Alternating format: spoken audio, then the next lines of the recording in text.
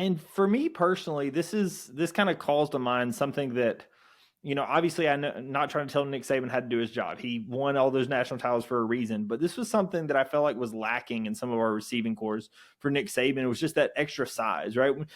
People will point to a Julio Jones, and yeah, we did have a couple, right? But we didn't consistently have that bigger target out wide. A lot of it was just elite route runners and a guy like Jerry Jeudy or, those twitchy guys that were in that 6', 6'1" range.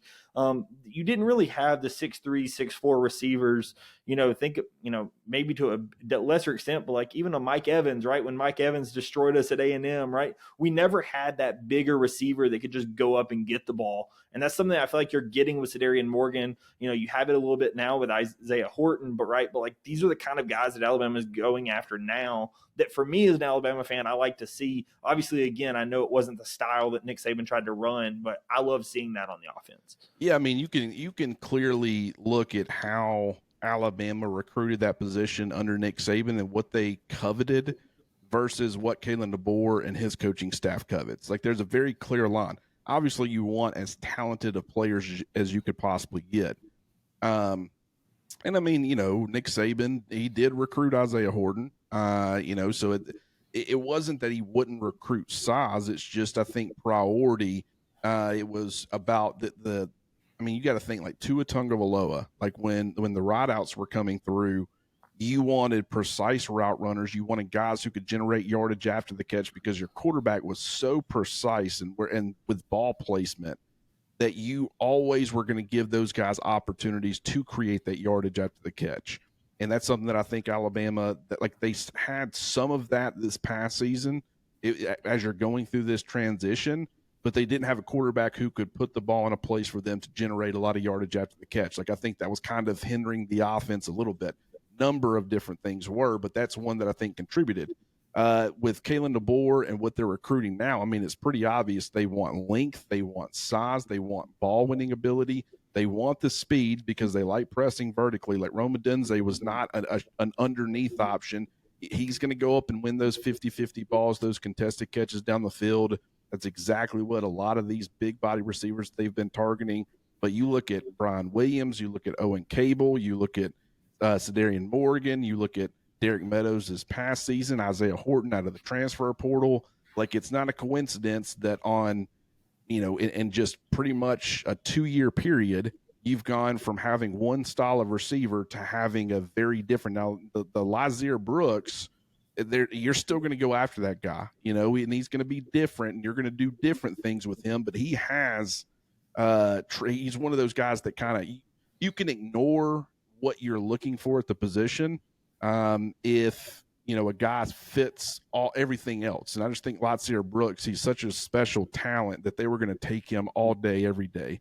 But a guy like Caleb Cunningham, more of a big body guy, certainly not as big as some of these other guys we've been talking about, but he was kind of that ball winning X. They lose a commitment from him, and then they turn their attention to Derek Meadows, who is 6'6" and has a lot of those traits as well. So it has been interesting to see how the wide receiver prototype has evolved in this offense, but it's also been a lot of fun, and I think it's going to be very effective starting this season with Isaiah Horton.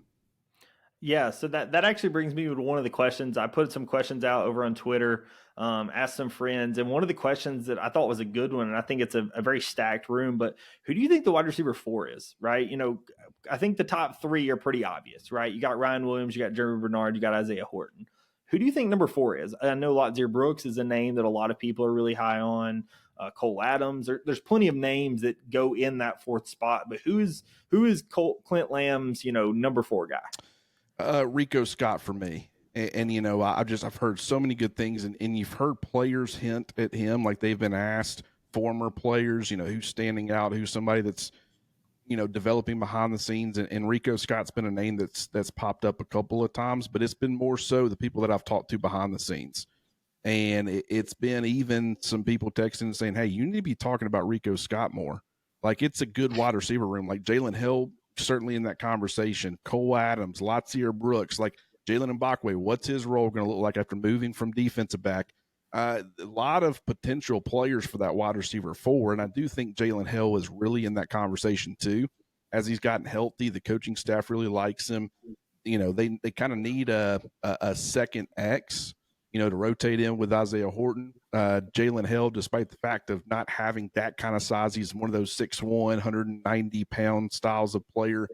He has some ball winning ability downfield, can get vertical, go up and get it, which is what he did as a freshman against Ole Miss on that Jalen Milroe touchdown to start the second half.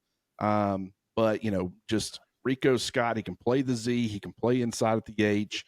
Phenomenal player. There's been a lot of comparisons to John Mechie, and I certainly think that those comparisons, from a recruiting standpoint, kind of a lower rated guy, but still respectable, like a lower rated 4-star, somewhere between 200 and 300 overall. But just, you can move them around, do different things, and just they have a great work ethic. And just Rico Scott, man, it could end up being somebody else, but I'm as locked into him being the wide receiver 4 as I have been. On any of these other guys, I'm pretty certain it's going to be Rico Scott. That's great news to hear. I know that was a name that I actually heard mentioned when I talked to Nick Kelly earlier in the summer. Rico Scott was one of his names of players that, might have a breakout season this season. And we'll finish with that question, but I got one more